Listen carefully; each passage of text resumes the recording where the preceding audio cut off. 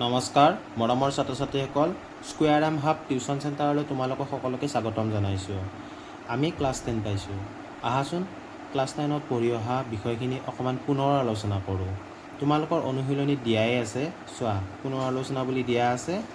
অনুশীলনী 1ত দিয়া আছে 1 নম্বৰ কুৱেশ্যনটো চোৱাচোন। তলৰ কোনটো অনুপাত একোটা সমানুপাত হ'ব? 4টা অপশ্যন দিয়া আছে।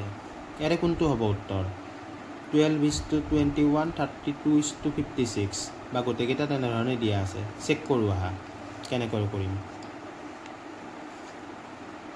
এইটো চোৱাচোন 12:21 এইপিনে দিয়া আছে 32:56। এইটো তুমি লব আৰু হৰত তোমালোকে লিখি লোৱা 32:56 কিমানেৰে ভাগ কৰিব পাৰিবা? 3 চোৱাচোন 3 4 গুণ 12 3 7 গুণ 21 এইটোক 8ৰে চোৱা 8 4 গুণ 32 8 7 গুণ 56 হয়নে? এতিয়া আমি কি লিখিম 4/7 আৰু এইপিনে হ'ব 4/7 সমান হ'ল নে নাই? হ'ল। তো উত্তৰ কোনটো হ'ল? উত্তৰ কোনটো হ'ল ইয়াৰে? এইটো হ'ল। বাকীকেইটা তোমালোকে চাব পাৰা যিকোনো এটা। এই ধৰি লোৱা আমি চালোঁ এইটো 24:28 আৰু 20:25 এইটো আমি কৰি চাওঁ। চোৱাচোন কেনেকৈ কৰিম আমি। ডি উত্তৰটো আছিল, ডিটো আছিল 24:28 আৰু এইপিনে আছিল 20:25। একো নাই, ওপৰে তলে তোমালোকে গোটেইকেইটা চেক কৰি চাব পাৰা। চালে তোমালোকে উত্তৰটো ওলাই পৰিব। এইটো কিমানেৰে যাব? 5ৰে 5 4 গুণ 20 5 5 গুণ 25 হয়নে? ঠিক তেনেদৰে এইটো কিমানেৰে যাব? তোমালোকে যদি ডাঙৰে নোৱাৰা সৰুৰেও কৰি চাব পাৰা। 2 1 গুণ আৰু 2 2 গুণ 4 2 1 গুণ 2 4 গুণ 8 এইটোক আকৌ 2ৰে চোৱা 2 6 গুণ 12 2 7 গুণ 14 কিমান পালা? এইটো পালা 6/7 আৰু এইটো পালা 4/5 হয়নে? তাৰমানে এইটো নহয়। হৈ গ'ল। প্ৰথম কুৱেশ্যন ইজ অভাৰ। তাৰপিছত তোমালোকক কি দিয়া আছে চোৱা। তাৰপিছত তোমালোকক দিয়া আছে তলৰ কোনবোৰ সংখ্যা ক্ৰমে সমানুপাতত থাকিব। তাৰমানে তলৰ কোনবোৰ সংখ্যা ক্ৰমে সমানুপাতত। ক্ৰমে শব্দটো যে দিছে সেইটো তোমালোকে ধ্যান দিবা। এইটো দিছে 2 6 6 8 এইটো দিছে 10 20 30 60 এইটো P P Q P square Q Q square 6 20 430। আহাচোন সেইটো আমি কৰি চাওঁ কেনেকৈ দিছে।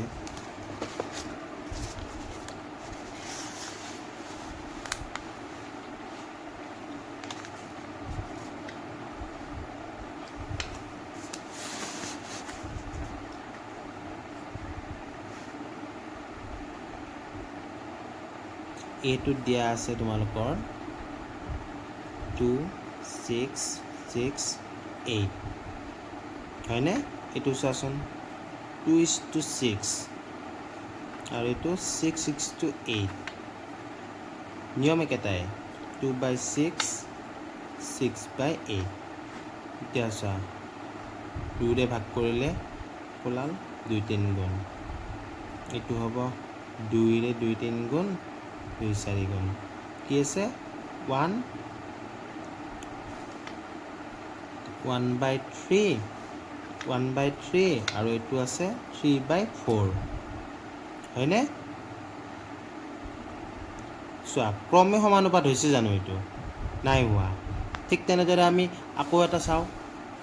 আমাক কি দিয়া আছিল? প্ৰশ্নটোত আমাক দিয়া আছিল তোমাৰ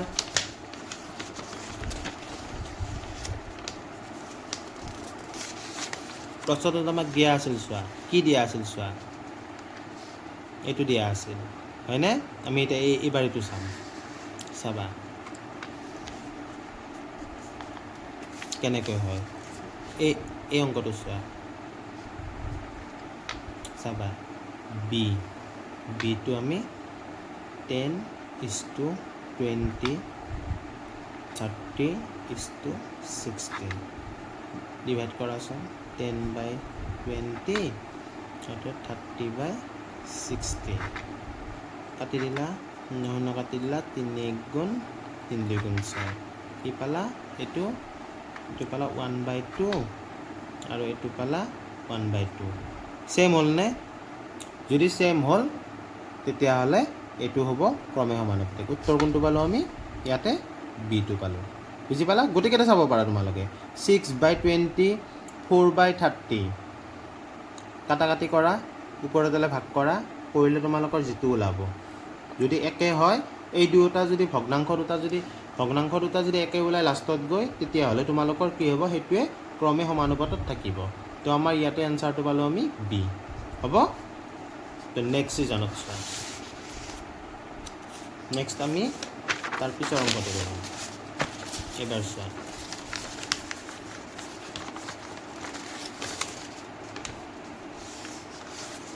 কি দিছে প্ৰশ্নটো আমাৰ দিছে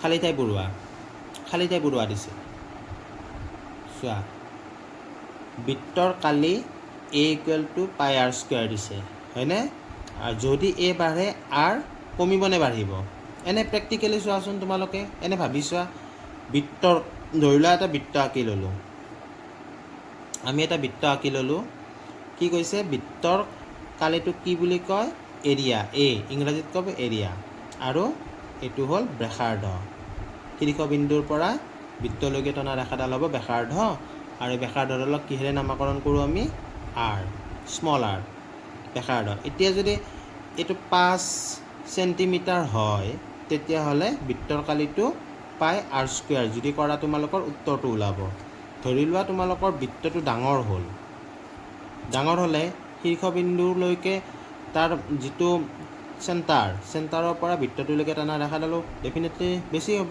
এইটো ধৰি লোৱা 7 হয় না নহয় এৰিয়াটো তেতিয়া বেছি হ'ব কৰিও চাব পাৰা এইটো তোমালোকে কৰি চাব পাৰা a = πr² তোমালোকে কৰি চাব পাৰা ধৰিলা r টো যদি তোমালোকৰ পাই দিলা পাইটো আমি জানোৱে 22/7 পূৰণ 5² হেতুৰ কাৰণে কৰিলো এনেকৈ কৰি কিনেও তোমালোকে চাব পাৰা তাৰমানে আমি কি গম পালো যদি a বাঢ়ে তেন্তে r বাঢ়ে আৰু যদি a কমে r কমে a কমে উত্তৰ এইটোৱে হ'ল তাৰপিছত চোৱা তাৰ পিছৰ প্ৰশ্নটো কি দিছে এখন গাড়ীৰ ভ্ৰমণ সময় t আৰু দূৰত্ব d সম্বন্ধটো তলৰ তালিকাত দিয়া ধৰণৰ t আৰু d দিছে হয়নে 1 4 তাৰমানে t যদি 1 হয় d 4 2 হলে 8 3 হলে 12 4 হলে 16 5 হলে 20 6 হলে কিমান হ'ব তোমালোকে এটা বস্তু চাব পাৰা ইয়াতে 1 4 আছে হয়নে নাই ওপৰত 1 তলত 4 2 ৰে ভাগ কৰাচোন 2/8 হলে কিমান হ'ব যদি 2/8 হয় তেতিয়াহ'লে আমি কি কৰিম ৰব্বা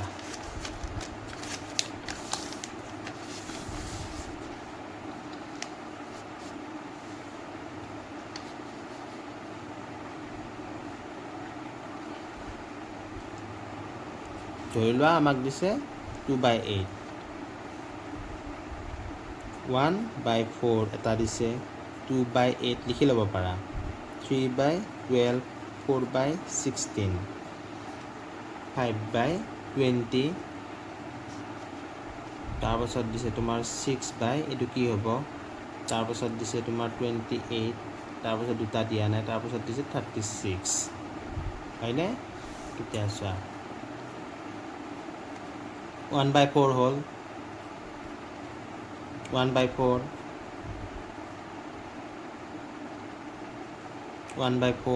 তাৰমানে ভাগ কৰিছোঁ আমি ভাগেৰে কাটাকাটি কৰিছোঁ 5 1 গুণ 5 4 গুণ 20 হয়নে এতিয়া চোৱা যেহেতু 1/4 হ'ল ওপৰত যদি 1 হয় 6 আছে এতিয়া তুমি 6টোক 4ৰে পূৰণ কৰাচোন 6 4 গুণ 24 হয়নে যদি উল্টাকৈ চোৱা তোমালোকে চোৱাচোন ইয়াতে 4 আছে 16টো দিয়া নাই তেতিয়াহ'লে 4ৰ লগত 4টো পূৰণ কৰাচোন 4 4 গুণ 16 হয়নে 3 3 1 কাটা গৈছে 3 লগত 4 পূৰণ কৰিলে 3 4 গুণ 12 2 লগত 4 পূৰণ কৰিলে 8 1 লগত 4 পূৰণ কৰিলে 4 ঠিক তেনেদৰে ওপৰটো ওলাব পাৰিবা ওপৰটো তলৰটো যদি ওলাব লাগে পূৰণ কৰিব লাগিব আৰু ওপৰটো যদি ওলাব লাগে হৰণ কৰিব লাগিব এটা 4 ৰে তুমি 28 হৰণ কৰা 28 হৰণ কৰিলে কিমান ওলাব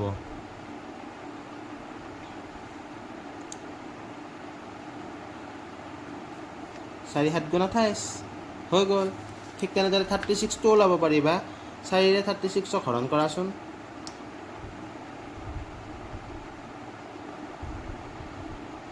4 9 গুণ কিমান 4 9 গুণ 34 9 পাৰিলা উত্তৰটো এটা খালি ঠাই পূৰণ কৰিব পাৰিবা কিন্তু কোৱেশ্চনটোত কি দিছে চোৱা কোৱেশ্চনটোত অকল সেইটোৱে দিয়া নাই টি আৰু ডিয়ে ডেছভাৱে বিচৰণ কৰে কিভাৱে বিচৰণ কৰে সমানুপাতিকভাৱে বিচৰণ কৰে কি সমানুপাতিকভাৱে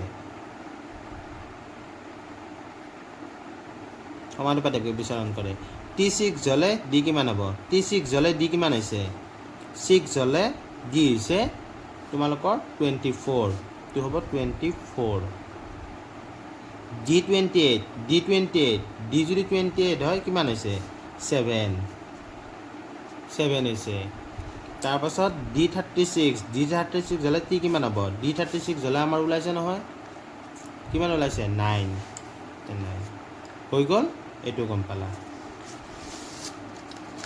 তাৰপিছত দিছে তোমালোকক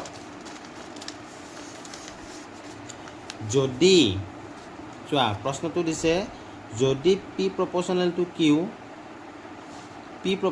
কিমান দিছে Q P equal to 6 ৰবা দেই অকণমান P proportional to Q P equal to 6 Q equal to 30 এতিয়া P equal to 2 Q ৰ মান কিমান একো নাই আমি সহজভাৱে একদম ভাবি চোৱাচোন কেনেকৈ কৰিম আমি P proportional to Q দিছে হয়নে তোমালোকে ধৰি লোৱা P equal to K Q K টো এটা কনষ্টেণ্ট ধ্ৰুৱ সংখ্যা এতিয়া চোৱা আমি কি কৰিম প্ৰথমতে দিছে আমাক কি দিছে P equal to 6 আৰু Q দিছে 30 ইয়াতে আমি বহুৱাই ল'ম চোৱা P দিছে 6 K into 30 K ৰ মানটো কেনেকৈ ওলাবা K equal to কিমান হ'ব 6 32 যদি ইপিনে আহে 30